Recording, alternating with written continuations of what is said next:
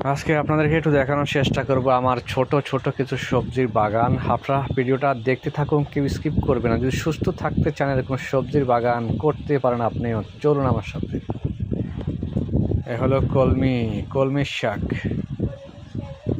কলমির শাক কত সুন্দর দেখছেন, সার কিন্তু না, সার ছাড়া। এটা হলো ধুন্দুল,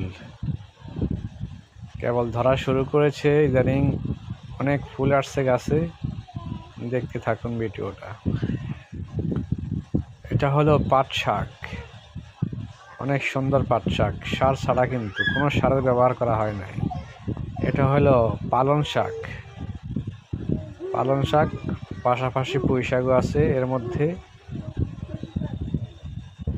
এটা হলো চিচিঙ্গা গাছ, কেবল ফুল আসতেছে আস্তে আস্তে, ইনশাল্লাহ অনেক চিচিঙ্গা আসবে মনে হয়।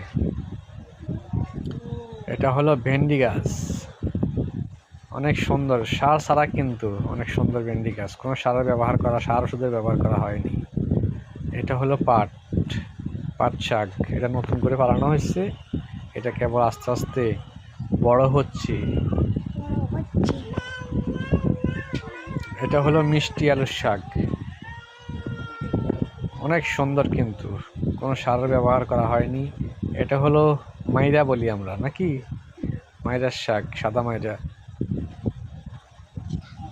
অনেক সুন্দর। এটা হলো বেগুন গাছ, এটার বয়স 5-6 মাস হয়েছে মোটামুটি, এখনো বেগুন আসতেছে, আমরা খাচ্ছি বেগুন।